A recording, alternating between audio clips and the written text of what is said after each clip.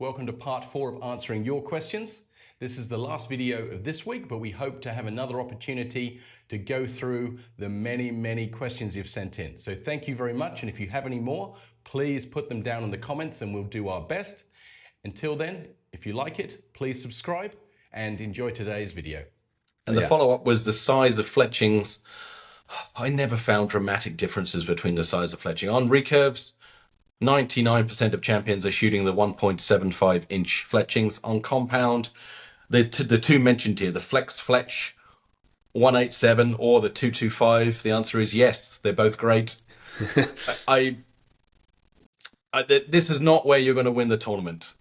No. It's going to be other things that make the difference. They're both great fletchings, and I don't know if one's going to be slightly better than the other one, but it's probably marginal. Tiny differences, isn't it? Yeah, the only time I've really noticed the difference is when I've gone significantly bigger. I've tried 3-inch fletchings, and then no, they drift too much in the rain, too much in the wind. Yeah, no, that makes sense. Tips for para archers shooting in a wheelchair. Well, the number one tip always, as someone who's a former para coach, is get yourself classified. So then once you've had an official para classification, you'll know, are you allowed to shoot from a wheelchair? Do you have to shoot from a stool? Are you allowed to strap yourself in? How high up your body can those straps go? Are you someone who can shoot in the recurve or the compound class? Or are you someone who needs to shoot in the W1 class where you really need to shoot compound? So for any athlete with a disability or a para archer, if they want to call themselves, you need to get that classification. Most countries will have classifying sessions. You might have to pay for it, but it will be the best money you'll spend, because you can spend a long time practicing one discipline or practice shooting from a chair, and then you find out, even though you live in a wheelchair, you have to shoot from a stool. Or you can find out you got used to shooting with a chest strap, and then you find out you're not allowed to use a chest strap. So getting classified is by far my biggest tip or trick, but it's probably not what you were asking for. But the other tips is make sure your bow is not touching the chair in any way, shape or form. And oh, is that because that's not allowed in the rules to steady it or something? Not allowed. And I bet you when people join me from being a club archer and they move on to a national team, especially if they're shooting recurve, they've been so used to their bowstring touching on their wheel, on their wheel, and it stabilizes the bow lovely. Yeah, but I bet it does. But it's not allowed. And generally being in a more upright position. So again, some people, when they get in the upright position, they fall forwards. So that's why the strapping comes in. There's a lot to it. But generally speaking, if you're someone who has got good core strength and you're sitting in the chair, it's sit upright. And really, if I video you from the waist up, I want you to look like a regular Olympian or World Cup archer. Generally speaking, if your upper body is without disability, you should look the same as everyone else. And the fact you're sitting in a chair shouldn't change a thing. Yeah, and with that, I guess the string touching the wheel, I guess sometimes do you have to ask someone to get like a 68-inch bow rather than a 70, or a 66-inch bow rather than a 70? That's absolutely to make the string something angle. we've done. Often we've done it as well by raising their seat, because sometimes just raising their seat by an inch, that can get you away from the wheel. Moving yourself over to that's the front side of the chair before you shoot can also help. But if you start to lay back into your chair and you start to lean back like this, and they get used to it because it holds the bow nice and still. But then as soon as you come to an official event, not allowed.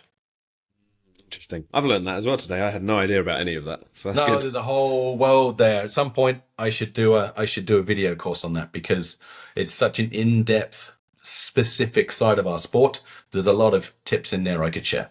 Yeah. We have tips for shooting in the rain. Now, they're asking for a compound, but we'll include recurves as well. If I start with rain shooting for a compound, if the wind is low and it's raining, there's no reason you can't deliver world-class scores. The highest score we ever had shot on a World Archery 1440 round, which was 1420 something, was done on a day where it just rained all day. So it doesn't stop the performance. But We need to keep the rain off our scope at all times. So anytime you're not shooting, you put a cover over your scope and keep some super dry tissues in your pocket so you can constantly just dab it. Don't rub too hard just in case your aiming dot moves. That's the worst nightmare going. So keep your scope, looking after your scope is your primary function for the day. And one other tip I'll get, sometimes you'll draw up and you can't see and you start to panic and your heart rate, it's just going to be one drop of water sitting inside your peep. So for example, if you're in a head-to-head, I've even seen people do this and then go and then come down and shoot.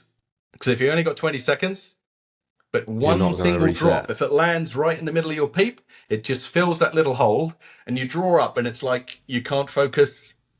But yeah, you just come forward, have a good blow, and then you can shoot. Interesting, yeah. That got you good, but that got me. That did. Yeah, I hadn't, I didn't know that before either. And I guess from a recurve point of view, I think many things, exactly like you said, it doesn't really affect the score that much. The only kind of tip I guess I would give is check the forecast, and depending on the rain, decide whether you want your bow to become saturated or not.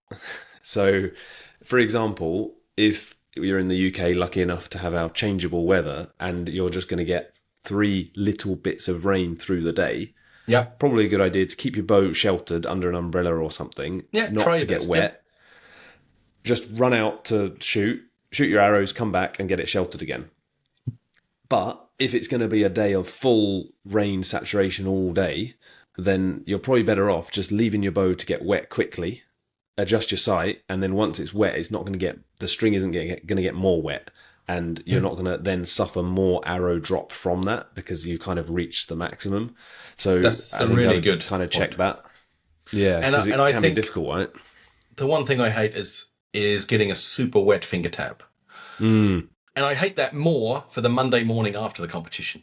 During the day, be honest with you, it doesn't really cause that much problem. It's probably not the best. It probably changes your sight mark, but it happens gradually, so it doesn't matter. But then when you pick up your tab on the Monday morning, it's crusty, it's stiff.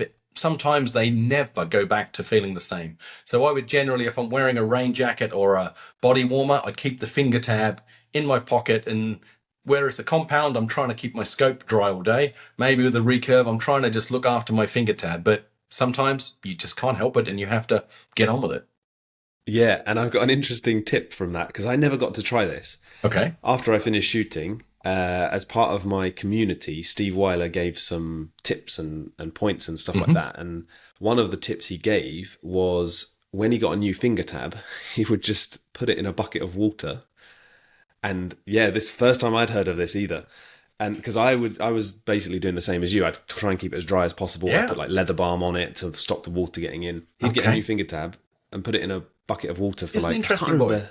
Yeah, he said maybe an hour or something. I can't remember what it was, but basically saturate the tab. Yep. Then let it dry out, then shoot it in, then like get it ready like any other tab. But his reasoning behind it was basically for exactly that, which is like it has already done the bit that makes it feel rubbish. Yeah. And now it's just going to feel like that.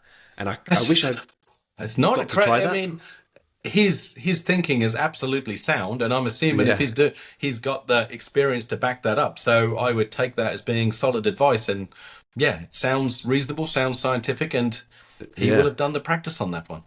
I mean, I guess the other tip I would say is not about shooting in the rain, but the day after, I would generally take my biter button apart and clean it. I generally clean my Shibuya sight and make sure that's fine because, and I would make sure our equipment dries. The worst thing I ever saw done was we finished a world championship in the rain, pouring down, packing up our kit, and I packed it all up, watched my teammate do it.